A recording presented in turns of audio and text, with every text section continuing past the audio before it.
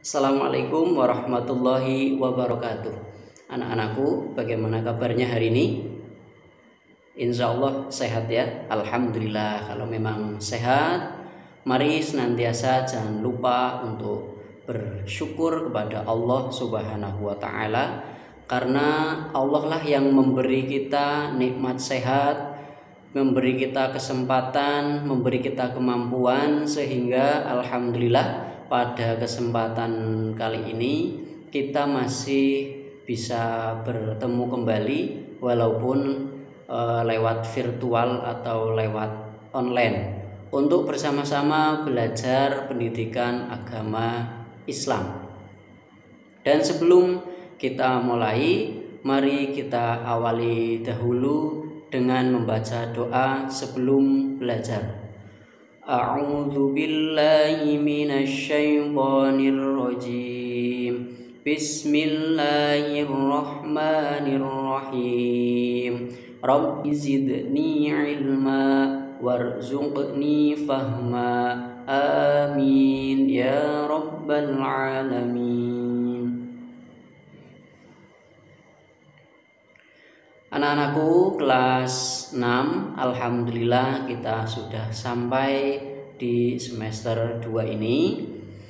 Dan kemarin kita sudah belajar tentang bagaimana cara membaca surat Al-Maidah ayat 2 dan 3 serta Quran surat Al-Hujurat ayat 12 dan 13. Dan pada kesempatan kali ini mari kita bersama melanjutkan dengan pembelajaran memahami kandungan Quran surat Al-Maidah ayat 2 serta 3 dan juga surat Al-Hujurat ayat 12 dan ayat 13. Quran surat Al-Maidah ayat 2, ya, sebagaimana kita tahu bahwa penggalan dari surat Al-Maidah ayat 2 ini berisi tentang ajakan tolong menolong atau mengerjakan kebaikan dan bertakwa. Dan jangan tolong menolong dalam perbuatan dosa ataupun permusuhan. Kita diharuskan saling tolong menolong kepada sesama dalam perbuatan baik dan ketakwaan. Sebaliknya, hindari saling tolong-menolong dalam perbuatan dosa dan permusuhan. Misalnya, ada teman kita yang mengajak membolos, maka hendaknya hindari atau kita tolak, karena membolos adalah perbuatan yang tidak baik. Tetapi jika ada teman kita yang mengajak ke masjid untuk mendengarkan ceramah agama atau untuk sholat berjamaah ataupun untuk mengaji, maka kita harus mendukungnya dan mengikutinya.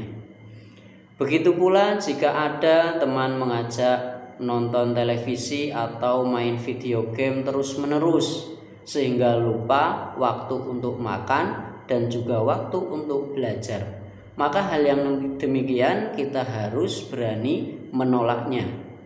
Tetapi jika ada teman yang mengajak kita untuk belajar bersama, maka kita harus mau bergabung, karena hal itu adalah hal yang baik. Karena belajar bersama memang menguntungkan dan insya Allah akan mendapat karunia serta pahala dari Allah Subhanahu wa Ta'ala. Ya, jadi tadi adalah kandungan yang terdapat dalam surat Al-Maidah ayat 2, yaitu saling tolong-menolong dalam hal kebaikan dan ketakwaan. Dan yang selanjutnya adalah kandungan dari surat Al-Maidah ayat 3. Anak-anak, dalam Quran surat Al-Maidah ayat 3, Allah Subhanahu wa Ta'ala mengingatkan umatnya agar tidak takut. Tidak takut kepada siapa? Tidak takut kepada orang-orang kafir. Tetapi mari kita takutlah hanya kepada Allah Subhanahu wa Ta'ala. Pada saat Nabi Muhammad SAW melaksanakan haji wada atau haji yang terakhir yang dilakukan oleh Nabi Muhammad SAW, yaitu Allah menurunkan wahyu yang menyatakan bahwa pada hari ini, maksudnya pada saat itu haji wada, telah kusempurnakan ajaran agama untukmu, aku ridho agama Islam sebagai agamamu. Ya, anak-anak masih ingat bunyi ayatnya bagaimana? Ya, betul sekali. Al-yauma akmaltu lakum dinakum wa atmamtu alaikum islama dina. Dan anak-anak, pada Quran surat Al-Maidah ayat 3 ini diharapkan kita harus takut hanya kepada Allah Subhanahu wa ta'ala. Dalam arti segala perintah Allah harus kita laksanakan dan segala larangan Allah harus kita tinggalkan atau kita hindari. Jadi ajaran Islam yang disampaikan Nabi Muhammad SAW harus kita yakini dan amalkan, karena Allah Subhanahu wa ta'ala telah menyempurnakan sekaligus ridho bahwa agama Islam, agama kita ya, menjadi agama Nabi Muhammad SAW dan para pengikutnya. Di samping itu, kita juga harus mensyukuri nikmat yang Allah Subhanahu wa ta'ala berikan kepada kita. Dan yang selanjutnya adalah kandungan dari Quran surat Al-Hujurat ayat 12. Pada ayat yang ke-12 ini dinyatakan jika kita beriman kepada Allah Subhanahu wa ta'ala, janganlah berprasangka buruk terhadap orang lain, karena berprasangka itu adalah dosa besar.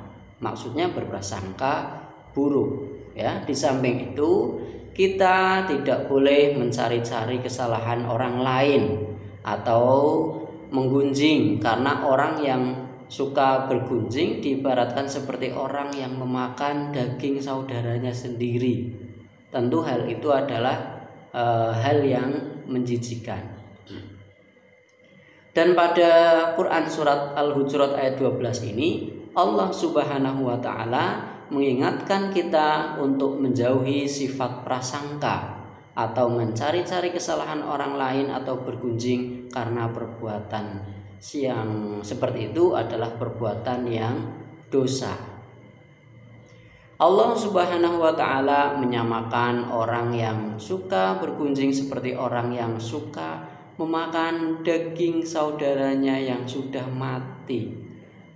Ya, seperti tadi ya, tentu jijik. Oleh sebab itu, maka taatilah perintah Allah Subhanahu wa ta'ala dan menjauhi larangannya, termasuk bergunjing atau menceritakan kejelekan orang lain. Jika kita telah berbuat salah dan dosa karena telah melanggar larangan Allah Subhanahu wa ta'ala, maka segeralah bertobat dan bertakwa kepada Allah. Sesungguhnya Allah Maha Penerima Tobat lagi Maha Penyayang.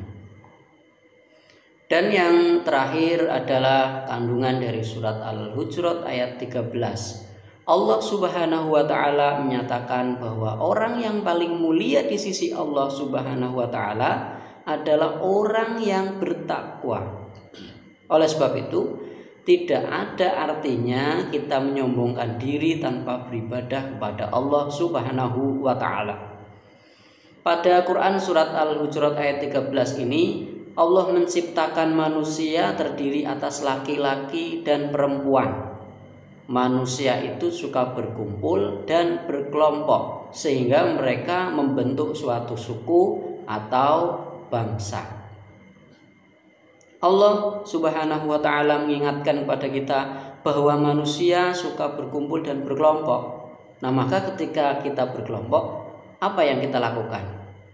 Iya, benar. Jika kita belum mengenal teman-teman dalam kelompok, kita harus saling mengenal satu sama lain. Dengan saling mengenal, kita akan memahami sifat dan tahu hobi masing-masing. Dengan saling mengenal sesama teman, kita akan terhindar salah paham atau prasangka negatif atau saling bergunjing yang tidak benar.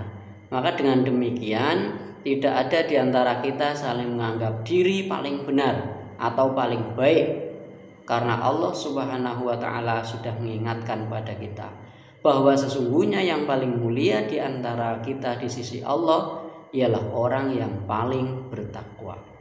Sungguh Allah Maha mengetahui lagi Maha teliti. Ya, anak-anak, demikian pembelajaran kita pada kesempatan kali ini. Semoga dengan kita memahami potongan dari surat Al-Maidah ayat 2 dan ayat 3 serta Quran surat Al-Hujurat ayat 12 dan ayat 13, kita mampu melaksanakannya dengan baik. Yaitu poinnya tadi, kita diperintahkan untuk saling tolong-menolong, tetapi hanya dalam hal kebaikan dan ketakwaan. Sebaliknya, kita tidak boleh tolong-menolong dalam hal keburukan atau dosa. Dan yang surat Al-Maidah berisi pesan kepada kita bahwa agama Islam adalah agama yang diridhoi oleh Allah. Maka dengan demikian, sudah sewajibnya kita menambah keimanan kita, ketakwaan kita dengan cara menjalankan segala perintah Allah dan menjauhi segala larangannya. Surat Al-Hujurat ya maksudnya. Ya begitu. Dan tadi juga sudah dijelaskan dalam surat Al-Hujurat bahwa kita diajarkan untuk tidak mudah berburuk sangka kepada orang lain. Maka berarti apa? Berarti kita diperintahkan untuk berprasangka baik kepada orang lain maupun kepada Allah Subhanahu wa taala. Demikian anak-anakku, mudah-mudahan kita semua mampu menjadi manusia yang semakin baik dalam beramal, semakin baik dalam beribadah, dan semakin baik dalam bertakwa kepada Allah Subhanahu wa taala. Terima kasih, sampai bertemu di pembelajaran selanjutnya. Kurang lebihnya mohon maaf. Billahi taufik wal hidayah. Wassalamualaikum warahmatullahi wabarakatuh.